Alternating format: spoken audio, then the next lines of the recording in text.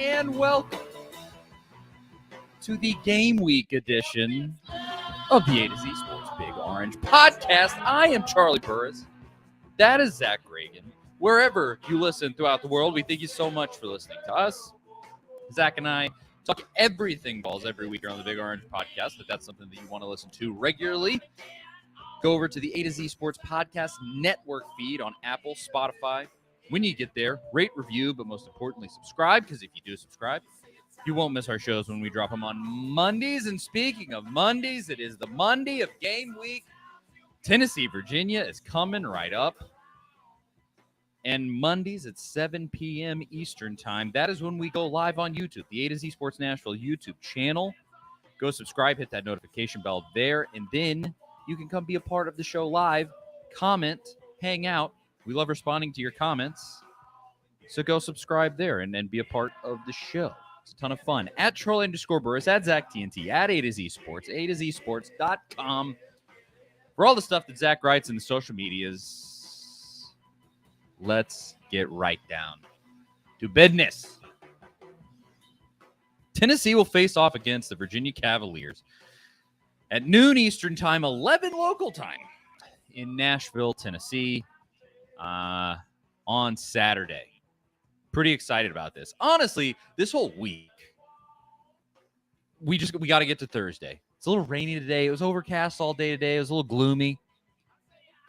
Thursday, no matter what the weather is, it's going to be a beautiful day because it's the first real sort of day of football. You had football over the weekend, but they were kind of joke games. Vandy got pushed by Hawaii. That was fun. But other than that, it was pretty uneventful. And Florida will be playing Utah on Thursday. Should be a good time. What's up, Zach? How you doing? Man, you said Vanderbilt, and all I can think about is seeing that temporary scoreboard like swaying in the wind. And I think they had to take it down at the construction site in the behind the end zone at Vanderbilt Stadium. They didn't have very good planning on that those upgrades that they're installing in season, apparently. But that was a pretty wild scene. It looked like I know we make jokes about Vanderbilt, but that was a high school stadium type vibe. Type of stuff that you just don't see in the SEC usually. I mean, I feel like that's grounds enough to get kicked out of the conference. It's such a joke. I mean, they're so embarrassing, dude. Like, they don't do anything of value for this league except be in Nashville. They are in Nashville, which gives the chance for everything in the SEC to be based in Nashville. SEC Media Days, the SEC basketball tournament. You know, you can do a lot of stuff in Nashville. Nashville's a fun town. I was born there. I love it. My family lives there. It's great. But other than that, I mean, they are just the worst. I can't stand it. And yeah, I mean, you look at that game, they get pushed by Hawaii. Hawaii is not a good football team. They come back, then the only reason that they win by a touchdown was Hawaii turned the ball over on their final possession as they were marching to tie the game. It was a real shame. I was very sad. This is a good point from Greg German here. He says they raised the conference GPA. All right, fine. You got us there. But they besides that, yeah, they don't do much. But anyway, this isn't a Nash or a Vandy bashing podcast. Well, in a way, I guess. I do like Clark Lee. I think he's a good coach. It's just a tough situation to win. Yeah, there. I mean, he had Tennessee. Yeah, he had Kirk Herbstreit picking Vandy over Tennessee last year to get the Commodores bowl eligible.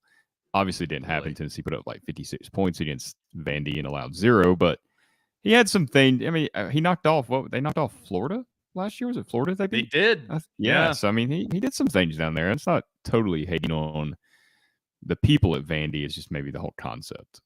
Yeah, they did somehow to beat Florida. Of course, Florida was a garbage dump team last year, but yeah, fine. I'll give him that from last year. Good for Clark Lee. He is not hateable like James Franklin.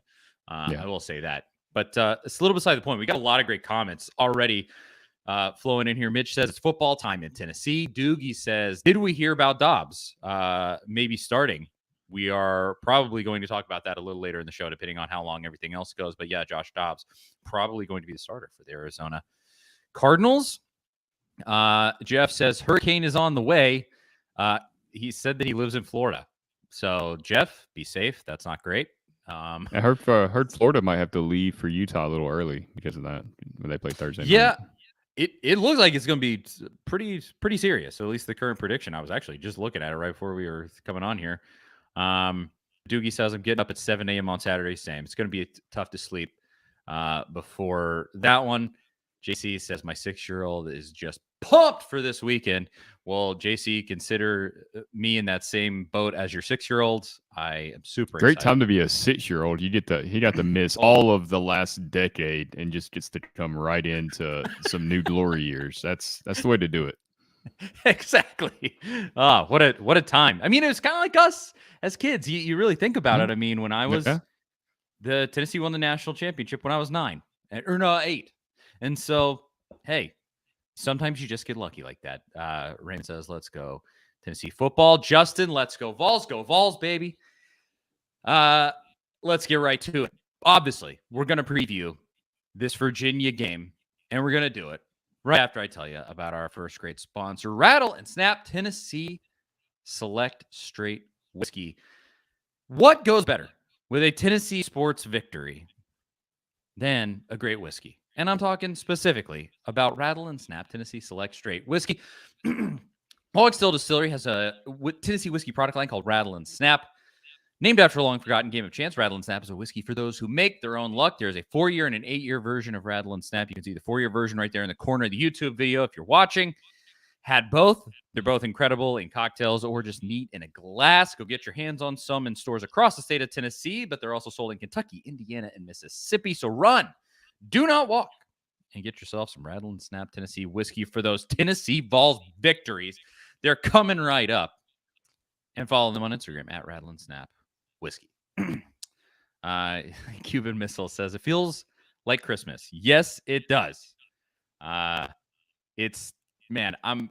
so hyped that we finally made it all the way through. You know, you go through just the absolute doldrums of the offseason. We have made it, and it is game week, and Tennessee is playing Virginia. And let's start here. Josh Heupel had a press conference today, and he kind of said a lot of the normal Josh Heupel stuff.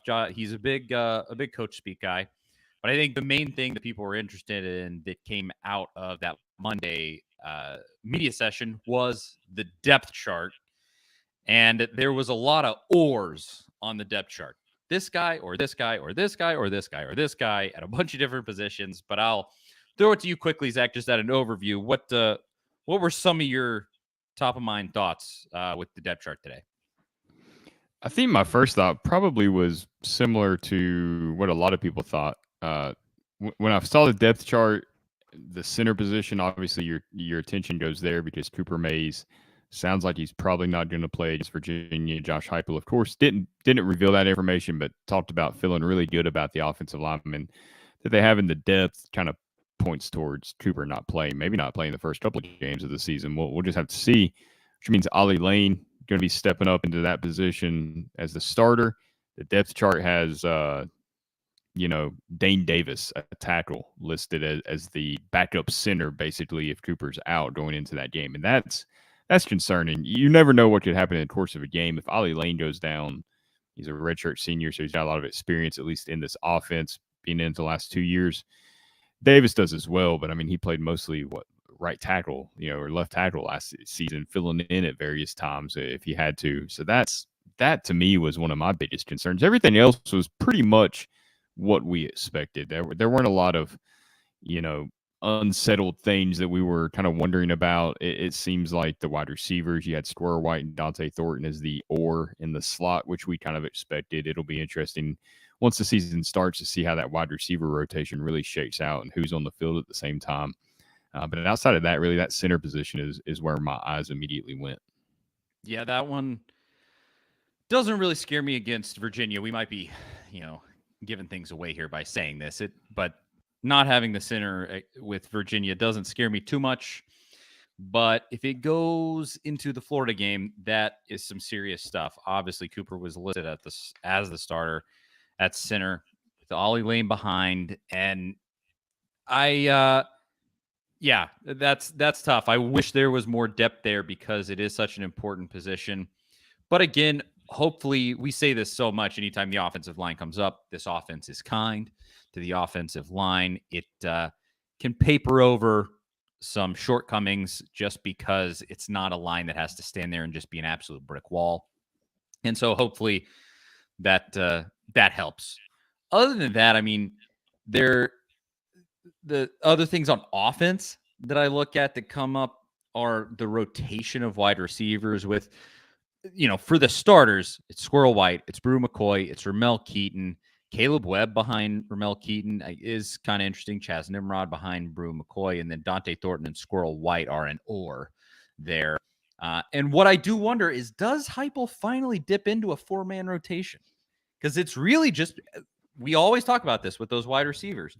They keep that rotation so tight. It is always just 3 dudes because you have to. You can't substitute in this offense. It just rolls, and you get what you get with what you have on the field if the offense is running correctly. But I do wonder, I mean, you have 4 dudes. Does it finally become a 4-man rotation at wide receiver?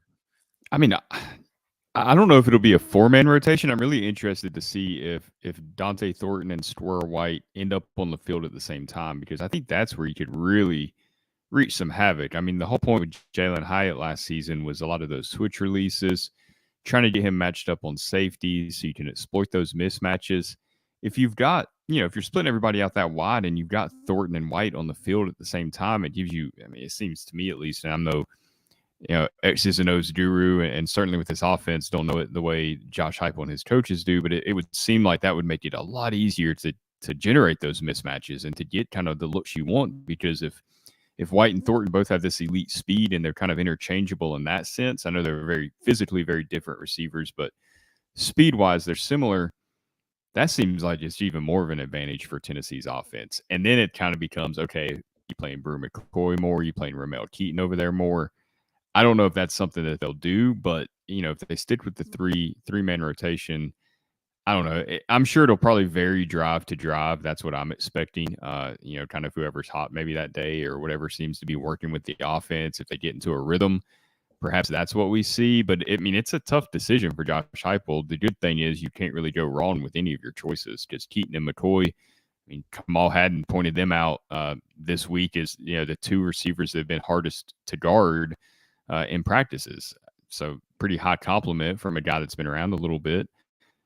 And then obviously we know the talent of White and Thornton. So it's a great problem to have. It's just, I don't know. I'm excited to see how it shakes out. Lots of possibilities there.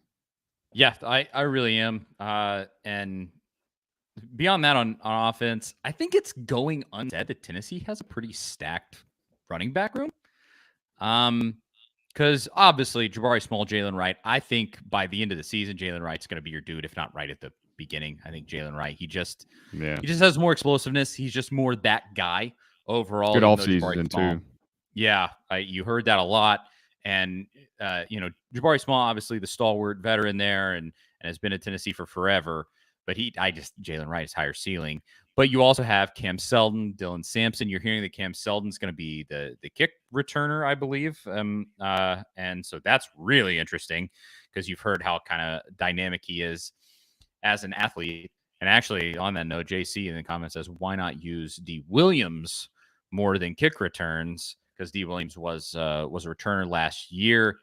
I have kind of wondered that. He's sort of like in a limbo state of sorts. He's going to be the punt. He's going to be the punt returner. He still, sure. Yeah. Eckler talked pretty at length about him recently returning punts, and I think they might have even asked D. Williams about returning kicks and some of the differences there. But there's not like there's not an or on punt returner. It's just D. Williams. Yeah.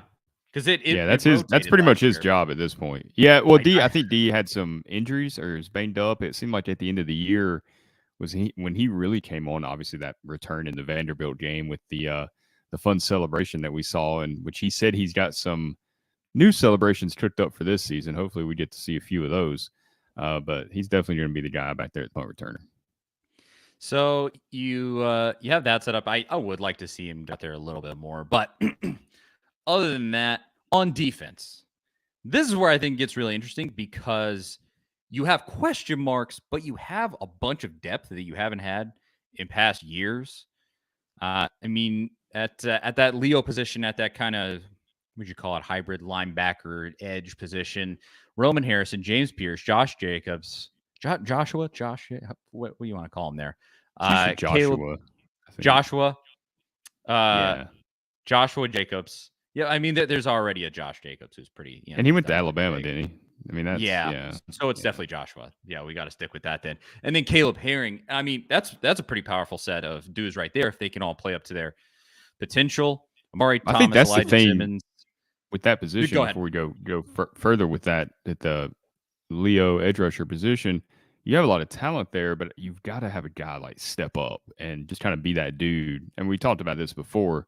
It's one of the most important things that needs to happen for this team to win a championship is you've got to have an edge rusher step up and just be dominant, like a Will Anderson type guy, a Nolan Smith type guy that we've seen, for Alabama and Georgia, especially losing Byron Young, who's set to start this season for the Rams. I know they're going with a lot of youth on defense, but starting at edge rusher for any rookie in the NFL is pretty impressive. I mean, it shows you the athleticism and the talent that Byron Young had that Tennessee's having to replace. So one of those guys, I would love it if it's Caleb Herring. I think he's the guy that kind of has that superstar potential on this roster. It might be a little early to expect him to step up in that way this season, but one of those guys really just needs to kind of step up and be oh wow, this guy could be a early round draft pick next season. Was I saying Josh Jacobs? I was literally reading it off the sheet of paper. You were. Did I say and that? I was going with it. And I was looking right at his name too. We were both looking at the sheet of paper and saying Jacobs, and it's Josh Josephs. I must have said it once, and then we both, it just translates. That's so funny. I think Josh Jacobs was in the news recently. He finally signed a deal, I think, with the Raiders, so maybe that's why. Well, Joshua Josephs, and he has flashed at times. I mean, you've seen last season he had some moments, and so I'm excited to see at that position. But you have Amari Thomas, Elijah Simmons, Croc Garland on the interior. Omar Norman Lott, who you've heard had a pretty good camp. Bryson Eason, David Hobbs. I think that was a dude who, I mean, was obviously such a huge pickup. I'd be excited if he can get some real playing time. Tyler Barron, I mean, you're saying it there in terms of pass rushers. He has to have a big season. Has to. But he's an or with Dominic Bailey. Not sure how he played a lot last season. How much time they'll split there. But already, Greg saying it in the comments here, it's Beasley's season at linebacker, though. I mean, Aaron Beasley exploded in that Orange Bowl. So excited to see what he can do this year. And then Keenan Peely, you're starting middle linebacker. There's no or. The kid from BYU, who's isn't he like 25 years old? I believe he's yes, he's married. Yes, his first year at Tennessee, but he's been in college football for about 10 years. Yeah. And beyond that, this is where I mean, Peely played in that BYU game in 2019, I believe, that where BYU beat Tennessee and Neyland.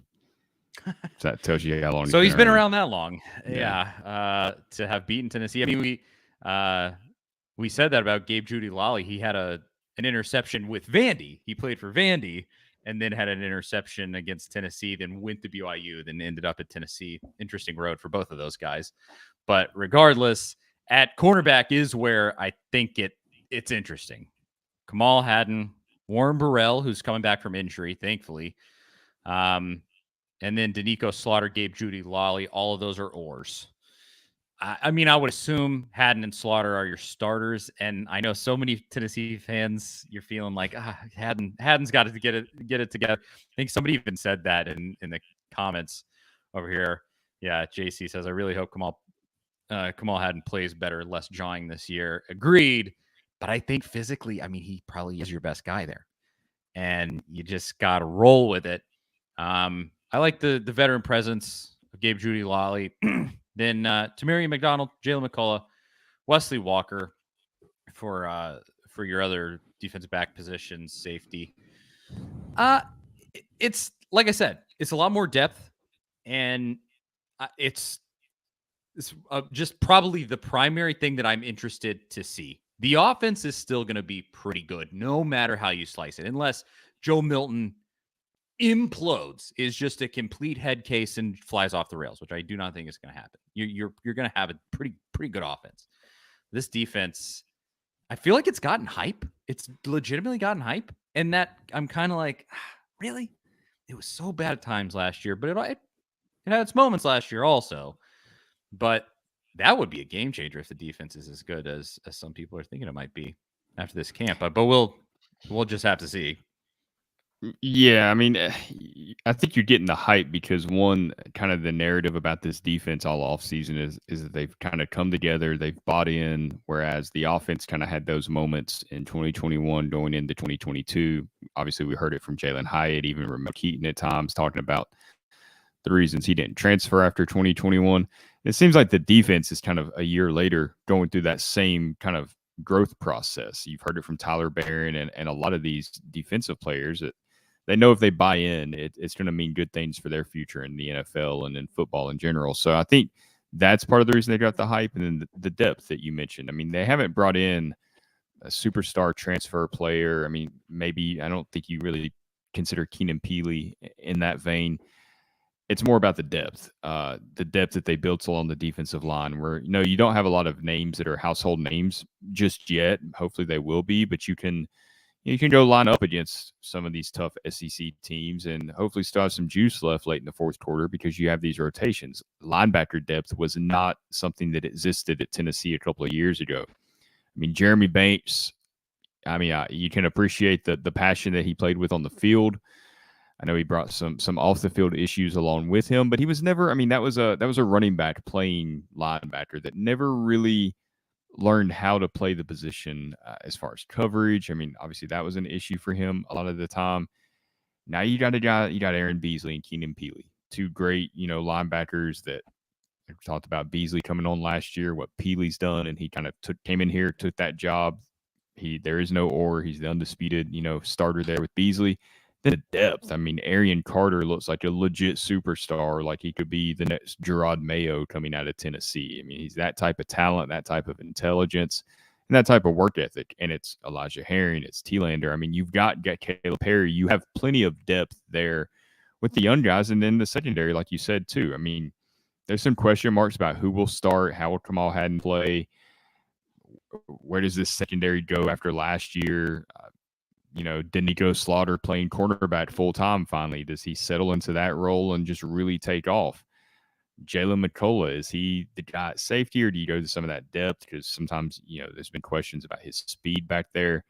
You have options back there. You don't have to just stick with, okay, this is Warren Burrell here, this is Kamal Hadden or Gabe Judy Lally, whoever it might be.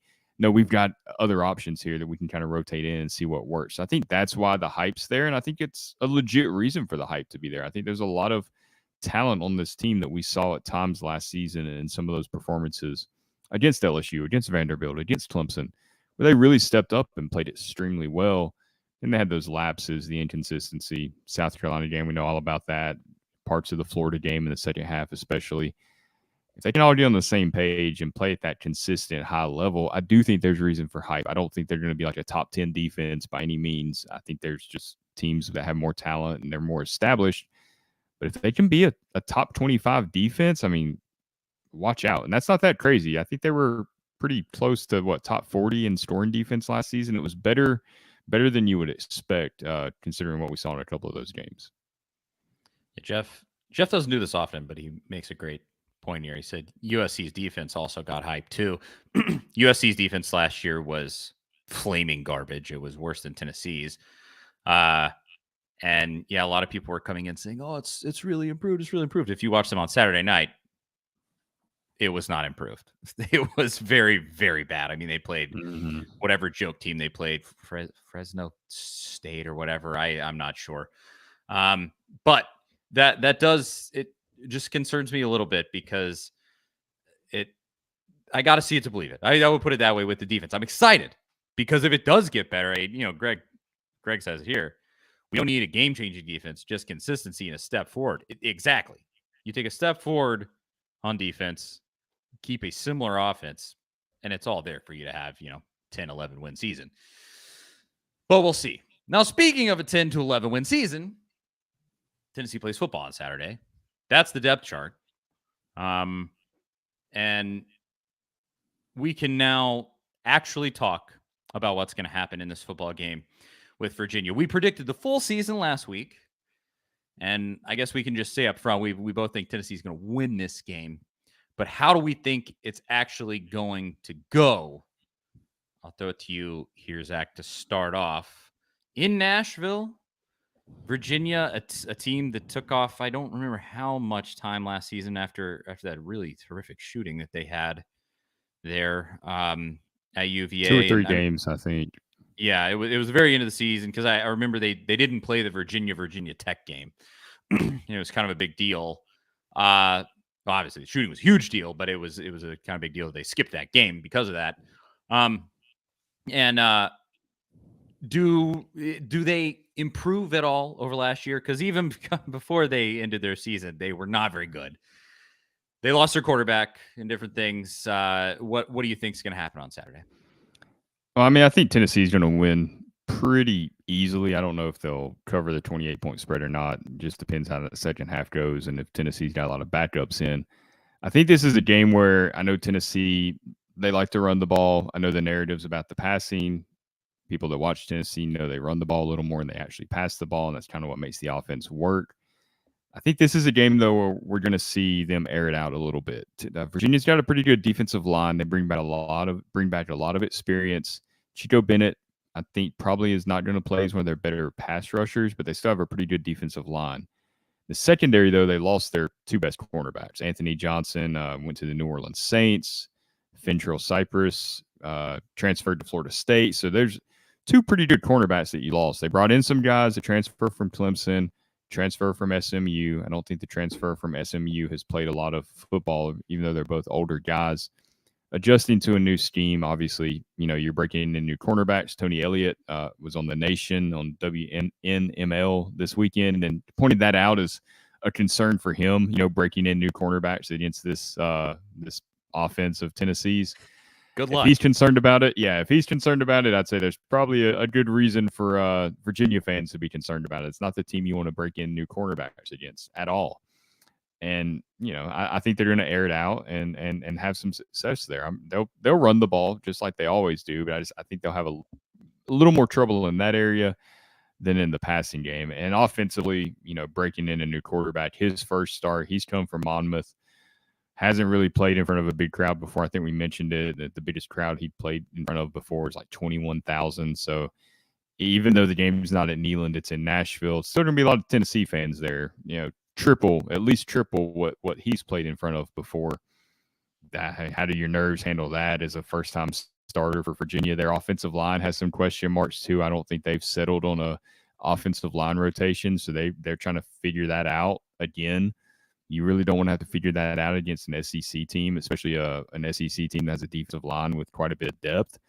So when you combine that aspect with the secondary issues, I do think Virginia has some decent safeties, but we've seen Tennessee exploit safeties from Alabama and LSU and a lot of these premier programs. So I don't think that's a huge concern.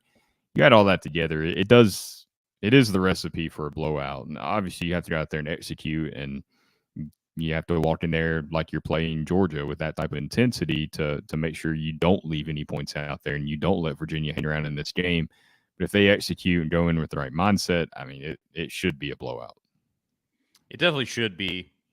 I could see this happening. Tennessee comes out slow and just, they kind of getting their feet under them. You just still have Joe Milton in his sort of debut as this being his team. Obviously started in the Orange Bowl and played well in the Orange Bowl. And we all saw that. But I could see that. They kind of shake the rust off a little bit. Maybe it's like 10-7 at the end of the first quarter. And then I think the floodgates ultimately open up. I just think Virginia's not going to be able to handle them in the trenches, even though supposedly from the stuff that I've seen and read just about, tried to listen to some of their guys talk about this, seems like defensive line is a strength of sorts if they have one. But they have a defensive line. They do field a defensive line. That's a strength. They have guys that play defensive line on their team. No, but they returned a number of guys on their defensive line. And so, you have guys that have sort of been there, done that in the ACC. They've been there and done that. They haven't done it against Tennessee in a game that's basically going to be a Tennessee home game. But I think that it just ultimately Tennessee overwhelms them. Will they cover? Ultimately, I don't think that Heupel's going to be out to embarrass Virginia in this game. But we do know this about Josh Heupel. He does not care about embarrassing you, or even I don't think he considers it embarrassing you. It seems like his take on that, it was sort of like the Missouri game last year. He didn't set out to embarrass Dorkowitz in that game, but he did because Missouri just couldn't stop him. And his attitude just sort of was like, well, I put in the backups and I wanted the backups to actually go in and play. I don't want to just like take them in there and they just run the ball. That doesn't really help anybody. And so, he doesn't mind running up that score. I think somebody did say maybe, yeah, Cody said Tennessee by 24. Hype takes foot off the gas early because of that shooting element from last year. Maybe. I would say that's not been Heupel's way. And I don't think if he does that he's being disrespectful to Virginia. Like I said, he's shown that he's just kind of like, look, I put in my backups and you still didn't stop me. What do you want me to do? Like that's sort of been his take on it. There's no substitute for game reps. And if you put Nico in this game in early in the fourth quarter, if it's a blowout, maybe the third quarter, I don't know. You don't want him in there just handing the ball off. I mean, obviously that's beneficial for him too. Being out there, seeing the looks that Virginia gives him, reading the defenses, all of that stuff's beneficial. But you want him out there running the offense a little bit. You want him having to execute some of these plays and seeing if he can do it, getting the feel for it. That way, if he does come into an important situation, he's not out there like a deer in headlights and it's his first time ever. So I don't think it's running the store up either. I didn't think it was at Missouri last season. I didn't think there was anything personal there with that. Maybe some other games that's a different case. But, I mean, that's what you have to do as a football coach because it's not a one-game season. You got to get your kids better for Florida, for Texas A&M, all these looming games that are coming up.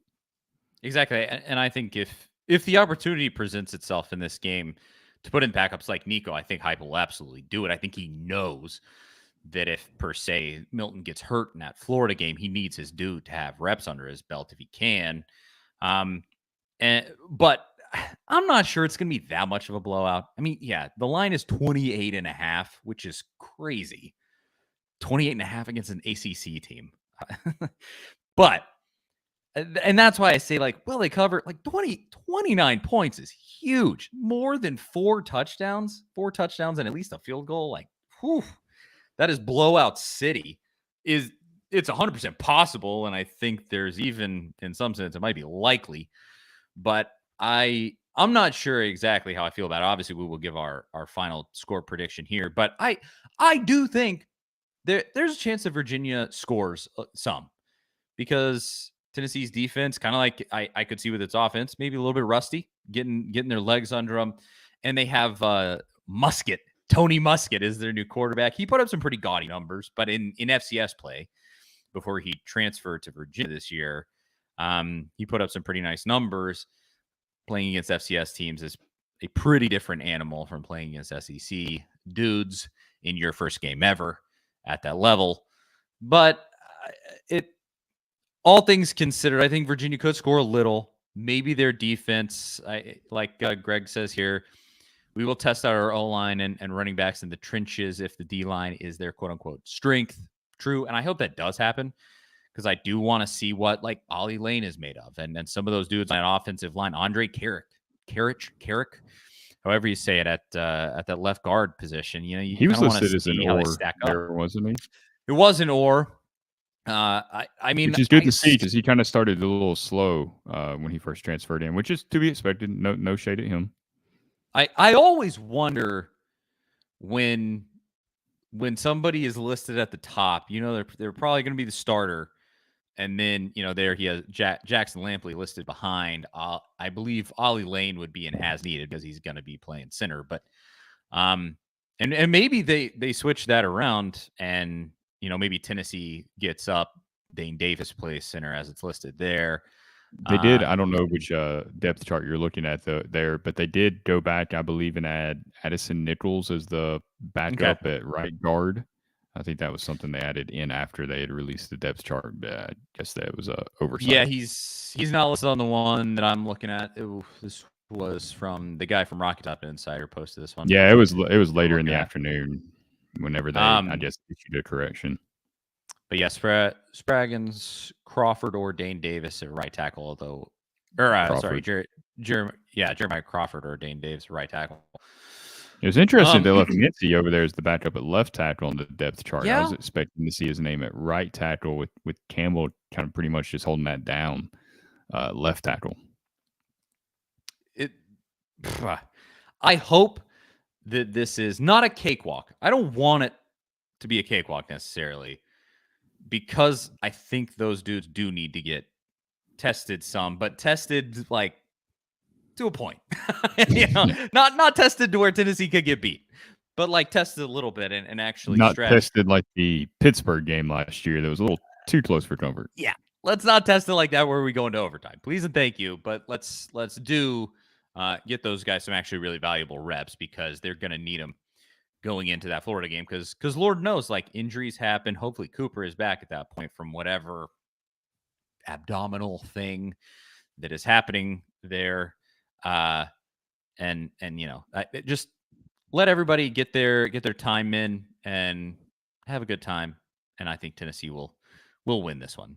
What do we have? This is a Vandy fan in the comments here. Lou Man says Charlie is disrespectful. Yes, I am, because Vanderbilt is a joke and they suck and they're terrible and they need to be kicked out of the SEC. So let's do this. Let's predict who will win this game. I'll throw it to you, Zach. What's your final score for Tennessee, Virginia, and Nashville? Yeah, I mean, obviously, going to have Tennessee winning. I think they're going to score some points. I'm not sure how much Virginia can score. I mean, I feel like Virginia's strength would be more on the defensive side of the ball than the offensive side of the ball, just with so many new things coming in with the offensive line and new quarterback. I would go Tennessee 42, Virginia 13. I like it. So that would be covering 28. Yeah, right at it. Yeah, no, that'd be 27. No, it's okay. Yeah, so you I'd say have Virginia. Yeah, I mean, 28's a lot. I'll go 42-13. I'll stick with that. That's a lot, especially not knowing how the second half with backups potentially in the game could play out. Exactly. You don't know if they get some scores back in garbage time. I'll say 45. I'll give them 3 more points. And Virginia scores 21. I'll say it's a 24-point win. But still, blowout city. Maybe it's like 40 to or what would it be? Like 38-14. And then they take out Joe at the end of the third quarter. And then Virginia gets one back. And maybe Nico scores a touchdown. Yeah, like something like that. I do think we will be sailing by the middle of the third quarter in this game. What'd you have Virginia with? 45. Or sorry, 21. 45 for Tennessee. 45. Okay. Yeah, 45. And Tennessee doesn't cover. Although I saw a stat today. Tennessee is like 10-3 in their last 13 games against the spread. Like, pretty nice. Yeah. They covered a lot last year. I'll say this to everybody in the comments before we get to this sort of last quick conversation I wanted to have for game week. Throw in your prediction and we'll talk about him. Larry here says 52-10 Tennessee. Could absolutely say that happening. I think it was way, way, way back up here, but we had some other people throw in some predictions. But yeah, if you want to, just throw them there. We'll talk about your predictions. But we can finish with this, because it has a bearing on how this entire season goes, and we're going to finally see sort of where we're at on Saturday. How do you think this season will go for Joe Milton? Realistically, and let's say no injuries. We're just assuming he doesn't get injured. which, please, everybody knock on every piece of wood. No injuries for anyone, not just Joe Milton, but anyone on the team. But let's just assume no injuries. How does his season go, in your opinion, Zach? I think he'll be. I think he's going to put up big numbers. I don't think he'll have as many rushing yards as Hendon Hooker. He hasn't thrown an interception yet at Tennessee, so there's no reason to think he's going to suddenly be super turnover prone. I don't know if he'll be as secure with the ball as Hooker. We'll just have to see that over the full length of the season. I think he's in that Heisman discussion, like he gets talked about, but I don't think he gets included in it. I think he kind of gets penalized for being Tennessee's quarterback. I just don't. I think Caleb Williams probably puts up bigger numbers. Drake May. I wouldn't be surprised if he's like the first one left out, kind of like Hendon Hooker last season. That's kind of how I think it'll go. I think you'll have similar numbers as Hooker, minus the rushing yards. That's fair. I'll give my opinion on what happens to Joe Milton right after I tell you about our last great sponsor, Farm Bureau Health Plans. Farm Bureau Health Plans have been serving Tennesseans for over 75 years. Much has changed in Tennessee over the years, but some has stayed the same. Farm Bureau Health Plans has always valued personal relationships, especially when it comes to good health and good service.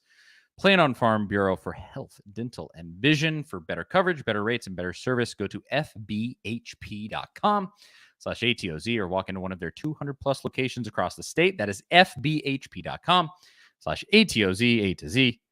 Farm Bureau Health Plans. Support them because they support us. Big thanks to them.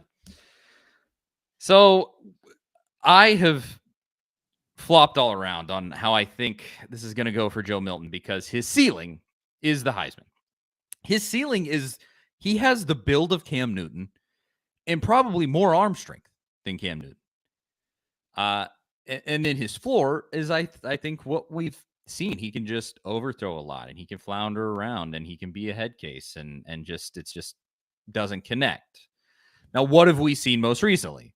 His performance in the Orange Bowl, it was not perfect, but it was really good. And Tennessee blew Clemson out, essentially. And it was a pretty solid performance where he showed that he can make some really nice throws into tight windows. I think how quickly he throws the football lends itself to tight windows sometimes. And so it's all there. I obviously, with my prediction, I was pretty high on this team. You'll have to go back to last week's episode. Go find that on A to Z Sports podcast network feed or this YouTube channel, and you can see what my full season prediction was. But I'm pretty high on Tennessee this year. And I think for my prediction to come true, he has to be a Heisman finalist. And that's what it was last year with Hooker.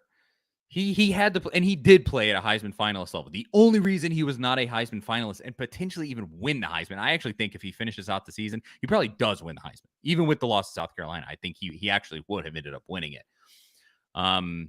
Because I think he would have put up 1,000 yards against Vandy and just wrapped it up nicely there. But I don't think Joe Milton will have a Heisman campaign.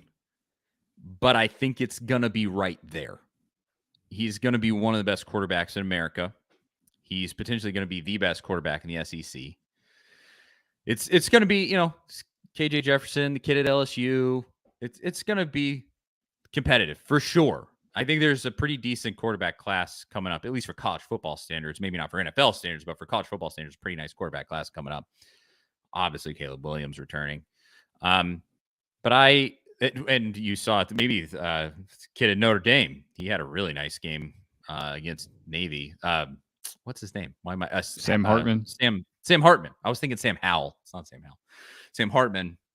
But I think Joe's gonna be right there, and he's gonna put up huge numbers. He's not gonna turn the ball over very much because he has yet to throw an interception in his time at Tennessee, which is so crazy. And I think he leads Tennessee really, really effectively. And I think he plays the entire season. He doesn't get benched for Nico, anything like that. I think he takes the moment by the horns and actually comes through. Will it be the miracle, national championship season that we're all hoping that it would be? I think a lot of people are kind of feeling that, like, oh, what if Joe's T. Martin? What if he swings in after? Yeah, he definitely could be. Because physically, and I can't emphasize that enough, physically, it is all there and more. If he has a season that's a Heisman finalist season, he will be a first-round draft pick in the NFL because the physical ceiling there is just crazy. I mean, like I said, he is Cam Newton. Not obviously, he has not played to that level yet at the college level, but physically, he's built almost the exact same. And the sky's the limit as far as that goes. So I think he'll have a very good year. Will it be that Heisman campaign? I'll say no, but I think it will be good enough to have the prediction that I had come to fruition, which is a very, very good prediction. Would be Tennessee winning the SEC East. So there, I think is that. Did you have anything else about Joe Milton, about this team that you wanted to bring up, Zach? I guess we could finish with a little talk about Josh Dobbs, but before we do that. Yeah, just on Joe Milton with playing Virginia, I thought it was interesting that Tony Elliott was asked what stood out to him the most about Milton, and the first thing he went to wasn't the arm strength, like most people say, which shows you that Tony Elliott's paying attention, and he should be. They played Tennessee in 5 days. He said it was decision making and his ability to throw into tight windows. He specifically pointed out some of those throws that Milton made in the Orange Bowl. He made several of them. I think the first touchdown to Brew McCoy, a couple of tough completions over in the middle of the field where he really fit the ball through some narrow windows and showed some good decision making. He said Joe can make all the throws. He can make the long ones, obviously with the arm, and the short intermediate throws, crossing routes, all that. So, he's got that in his arsenal. Other people recognize that. It's not just Tennessee fans throwing that out there. There is some respect for Joe Milton out there and what he can do from the guys who actually coach the game. So I think, there's belief in Milton. It's not like, okay, he wasn't that great at Michigan. He's not going to be that great at Tennessee now as the full-time starter. There's people out there that believe in him and take him as a, serious threat that can lead Tennessee to a special season. We'll see if it comes to fruition. But sometimes the narrative that gets out there by, other fans, some other sports media, doesn't really line up with what the people that actually coach the game, play the game, think. I mean, we've seen that with Tennessee's offense all off season, some of the stuff that people have said, and then you hear stuff from the Giants head coach or from some of the players. It's just the exact opposite of that. So sometimes it's worth kind of pushing that stuff aside and searching out what the people that actually matter are saying. Absolutely. I think I said this last week. It's kind of been interesting. Like the local guys are a lot more reticent with Milton and the Milton hype than the national guys. The national guys are like, oh my gosh, sort of like I've been saying, he's the second coming of Cam Newton. He's just look at how far he can throw the football and like all this stuff. And then the local guys, obviously, we've all watched his entire time at Tennessee, seen all of the snaps that he's taken here, and we're kind of like, it's all there. We got to see it. He's got to show it. I think that's kind of been the take that I've seen the most, is just like, I know the ability's in there, but half the game's between the years too, and you got to be able to process, think through the game, make the right decisions. Hendon just had that flow. Hendon Hooker had that feel, that touch, where he just so much of the time made the right decision, whether to run, whether to pass the particular player to pass it to hand off the ball, or keep it himself. Like, he just really had that feel. Can Milton have that feel? I think so. And I think that is what will happen. Will that lead to a Heisman campaign? I don't know. Will it lead to a national championship? I don't know. But I do think he has a pretty special season this year. Just me. Yeah, Cody says it here. Cautiously optimistic. That's the life of a Tennessee fan right there. Yeah, exactly.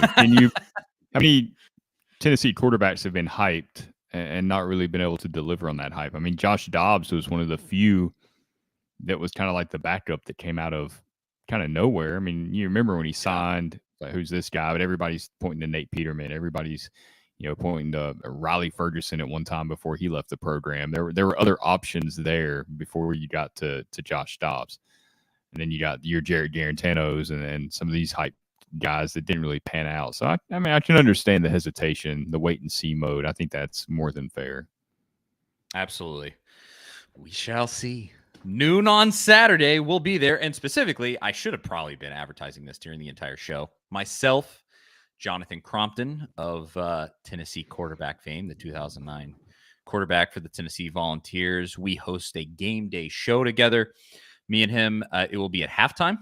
Right here where you're watching this, if you're watching on YouTube, it'll be at halftime and post-game. Crompton, I can't say this enough. I mean, I listen to a lot of Tennessee media. I try to just see what everybody's doing some. And there's some really good post-game shows out there. Our friend Boogie Bentley that we were on this past week, he does one. Like, there's a lot.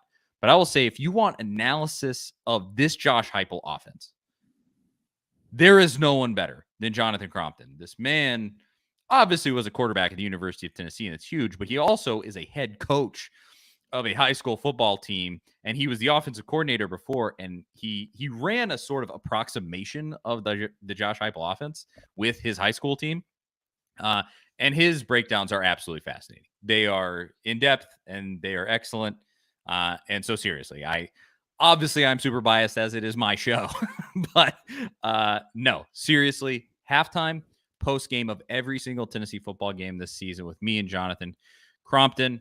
Watch that right here where you're watching this, and there'll be clips of it too. We're gonna pull them out, clip them like we do with our show, and look out for all of those. So, with that said, maybe just a couple more predictions here. We had Timothy Rogers says 35-10 Tennessee, so he doesn't think Tennessee's going to cover either. Just like us. Cody says 52-28. Virginia scores in garbage time. No cover there. Nobody's choosing Tennessee to cover. That means Tennessee is going to win by 45. Yeah. That's what that means. And then Greg says Tennessee held Clemson to 14. Tennessee does cover. So Greg is I think our one prediction that they'll cover. Who do you think is better, Virginia or Missouri? Like right now? Well, Missouri, they're going to have a decent defense this year, I think. I would say Missouri. I mean, they played decent last year at times too, and they still gave up 66 points or something like that to Tennessee. So maybe we're underselling Tennessee. I don't know. Maybe. I think that the main thing that holds me back still is that we did all see in the Orange Bowl. The offense obviously was good, and Milton runs it well, but he didn't run it as good as Hooker did. Clemson had some good defensive players still playing. They did. I don't think Miles Murphy didn't play in that game, but Brian Brissy, they had some other guys that played that ended up being, fairly high draft picks. But that's absolutely true. The primary strength of that Clemson team was its defense, and Milton put up 34 on them. 31. 31? I think it's 31. 34. 31-14. Was that the 31-14? Oh, that's right. It finished with a field goal. I'm thinking right. It was 28-13, and then field goal. That's right. 31. Yeah. Anywho, but it just wasn't as buttery smooth as it was a lot of the time with Hendon Hooker. Can Milton take it to that next level? That's what I want to see in this Virginia game. Take it up to that level that we saw, and then by the time that Florida game rolls around, I'm going to be predicting a 40-point win against Florida in the Swamp. Oh, please. Is what's going to end up happening. Please, especially if they just get stomped by Utah this week. Oof. Oh, and I'm excited about that game. Yeah. Greg says 31-14. Good prediction. We'll say this. What do you think happens in that Florida game? It's Thursday night. It's going to happen before Tennessee or any of these games on Saturday happen. Cam Rising probably going to play for Utah. I saw he was listed as the starting quarterback, and then the line went up by 4 points in Utah's favor because of that. What do you think happens? Yeah, I mean, if he plays, I think they win by, double digits, probably. Agreed. If he doesn't play, we'll see. I don't know. I'm more like intrigued by that game just to kind of see where Florida's at entering this season and just kind of learning, some information about, okay, what is this quarterback situation going to look like? No more Anthony Richardson. Are they worse? Was he covering stuff up for Florida, kind of like Josh Dobbs did for Butch Jones at Tennessee? That's kind of my angle on that game, is just kind of figuring out who Florida is. And we won't know exactly who they are after just one game. Of course, you won't. But that's, you playing Utah to start the season. That's more intense than playing Virginia. A lot of teams like Georgia playing UT Martin, they can pretty much leave their playbook, in the locker room and go out there and just kind of do whatever they want and win that game.